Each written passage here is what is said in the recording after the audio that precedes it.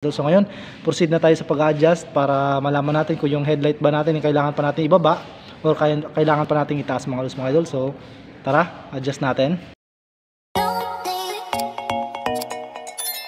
Magandang araw mga lods, mga idol. So basic tutorial tayo ngayon dito sa ating Rouser 135. So gagawin natin ngayon mga lods, mga idol. So mag-a-adjust tayo ng headlight dahil magpapalit tayo ngayon ng bulb. So ito mga lods, mga idol, yung papalitan natin. So ito yung nakalagay dito na tinanggal ko lang na LED light. So LED bulb na ito mga lods, mga idol. So napundi ang kanyang low, so high na lang yung naiwan. So alam naman natin na yung LED ay masyadong malakas yung high. So na-adjust ko na yung bulb net, yung headlight nito pababa, pero mataas pa rin. So ngayon papalitan ko siya ng stock dahil wala pa akong nabili na bagong LED na hindi pundi yung low. So ngayon papalitan ko siya. So itong mga idol ay patay na yung color yellow, yung color white na lang ang naiwan. So tinanggal ko lang. So ngayon papailawin natin. So papakita ko sa inyo mga idol na pundi yung low niya. So isaksak ko lang mga idol. So dito ko na yan pinadaan. Yan, kung nakikita nyo yan. So dito ko na yan pinadaan. So hindi ko na tinanggal yung buong ulo. So dinukot ko na lang dito sa bandang left side. So isaksak ko lang mga idol sa kanyang socket para makita nyo na hindi gumagana yung kanyang low. So ayan na siya mga idol, nakita nyo. So nakasaksak na siya kasi andito yung kanyang socket. So dinukot lang natin yan palabas. So dito natin tinanggal. So pag nagtatanggal kayo ng headlight ng Rouser 135, kung Rouser 135 ang motor nyo, kahit di nyo natanggalin yung buong ulo ng headlight, so tanggalin nyo lang yung cover dito sa gilid. Yan, itong cover na ganito dito sa bandang left side. So dito niya dukutin yung kanyang bulb. So nakalak lang naman yan. So pwede nyo dukutin dito palabas. So ngayon testing natin mga idol na hindi gumagana yung kanyang low or yung color yellow mga idol. So naiwan lang sa kanya ay yung color white. So iyon natin ang susi. So yan, so naka-park light na siya mga idol. Yan, so naka-park light na siya. So ngayon headlight naman. So iyon natin ang headlight. Yan, so ngayon naka-low na yan mga idol. So iyon natin yung high. Ayun mga idol. So lipat natin sa low. Ayan, so ayaw gumana mga idol. So ayaw niya umilaw mga idol kahit naka-low. So yun ang gagawin natin. So papalitan natin siya ng stock.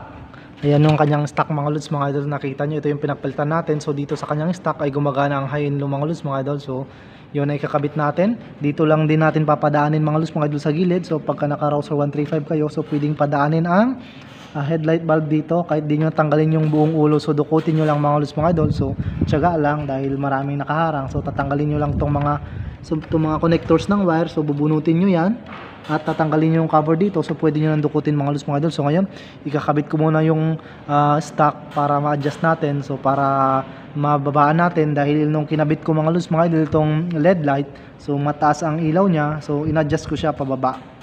So ngayon, dahil sigurado pagbalik naman natin itong original, yung kanyang stock, masyado naman nang mababa mga idol. So kailangan naman nating itaas. So yun ang ituro natin sa inyo kung paano ba i-adjust, saan ba ang adjustan pataas at pababa yung focus ng headlight para hindi nakakasilaw sa ating kasalubong or para hindi naman masyadong nakababa. So para makita mo naman yung daanan mga idol. So ikabit muna natin ito mga idol sa kanyang lagayan. So ikabit ko muna.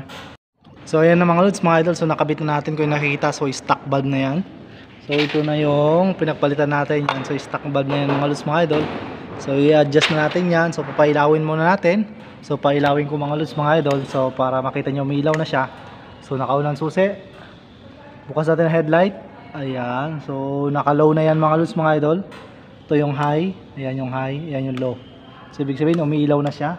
So napalitan na natin siya ng bulb. So ngayon i-adjust natin yan mga idol. So syempre dito natin yan pinadaan.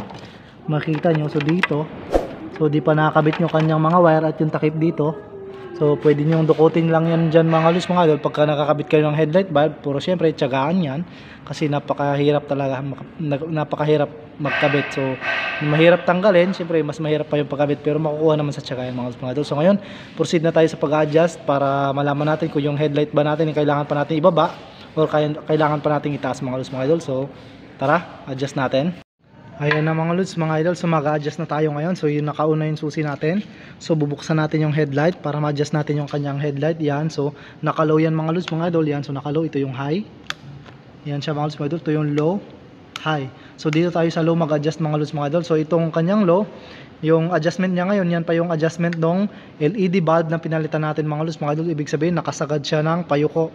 So ngayon, i-adjust ko siya para makita nyo kung paano pa i-adjust at saan ba ina-adjust pagka gusto naman natin itaas mga lods mga idol. So dito sa ulo ng ating Rosa 135, so ayan, punta lang kayo dito sa side na to, sa bandang kanan. So tanggalin yung plastic dito na may tornilyo na dalawang 10mm. So dito banda mga lods mga idol, so makikita nyo yung tornilyo na ito mga lods mga idol. Yan, so tornilyo yan na 10mm na may Phillips sa loob. So ilawan natin para makita nyo. Yan siya mga lods mga idol. Ayan, itong tornilyo na ito na 10mm sa gitna, pwedeng pihitin ng Phillips mga lods mga idol. Pagka inikot natin yan ng clockwise, yung headlight natin ay yuyuko pababa yung kanyang focus. So bababa yung ating headlight. At pagka iniluwagan naman natin yung ating headlight ay tataas naman mga lods mga idol. So ngayon pipihitin ko siya paluwag para tumaas yung ating headlight. So tignan nyo dun sa harapan yung ating headlight kung tataas ba o bababa mga lods mga idol. So ngayon ito yung ating Phillips. So ipasok natin dyan. Yan. So ipasok lang natin sa gitna. Yan, saka natin pihitin. Ayan, so nakapasok na siya mga lods mga idol. So ngayon ipwesto natin yung ilaw kasi nakalayo. Ayan, so yan mga lods mga idol. So ipwesto lang natin dyan kasi wala akong kasamang tagahawak ng camera. So ngayon pihitin ko siya paluwag mga lods mga idol. Yan, so nakasuksok na yung ating screw. Ayan, so kita nyo ba? Kita nyo ba mga lods mga idol? Ayan yung ating Phillips screw. So ngayon pipihitin ko siya counterclockwise. So paluwag. So nakita nyo, ikot ko pa ganon. So paluwag. So ngayon tignan nyo dun sa ating headlight sa harapan kung tataas ba yung ating headlight. Dahan-dahan. Yan mga lods mga idol. Kita nyo ba? So ilapit ko. Yan siya mga lods mga idol. So tumataas. Tumataas ang ating headlight. Yan. So maakyat siya. Niluluwagan ko yan mga lods mga idol. Yan. So tumataas na ang ating headlight. Yan, pinakamataas. Sige yan. Yan, nakita nyo. Tumataas ang kanyang ilaw. Yan. So tumaas na siya mga lods mga idol. Yan, so napakataas na. Yan na yung kanyang sagad mga lods mga idol. So tumaas siya doon. Ngayon, ikutin ko naman siya. Clockwise rotation naman mga lods pag ganun naman. So pag ganun naman ikot, so tignan nyo bababa yan mga lods mga idol.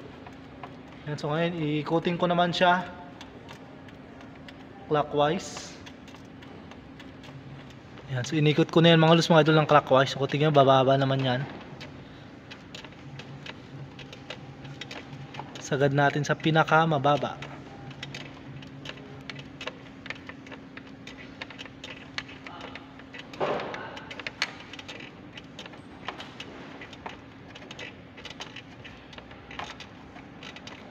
Ayan na siya mga lods mga idol. Yan na yung pinaka sagad niyang baba mga lods mga idol. So ang baba na, hindi tulad kanina. So ganun lang ang pag-adjust mga lods mga idol. Yan na yung pinakasagad niya na baba yung ating headlight. So dito lang yan na-adjust mga lods mga idol. Sa tornilyo na to, yan. So yung 10mm na screw na yan. So dyan lang ina-adjust. Pagka hinigpitan mo, inikot mo clockwise, yung ating headlight ay bababa. Pag inikot naman yung counterclockwise, so paluwag, ang ating headlight naman mga lods mga idol ay tataas. So applicable to mga lods mga idol kapag naka-LED bulb kayo kasi masyadong mataas yun, or stuck man kayo, basta gusto nyo i-adjust yung focus na ating headlight sa harapan, kung gusto nyo babaan at gusto nyo taasan, so dyan lang yan na-adjust mga lods mga idol. So sana naintindihan nyo yung ating video ngayon. So salamat sa panonood mga lods mga idol.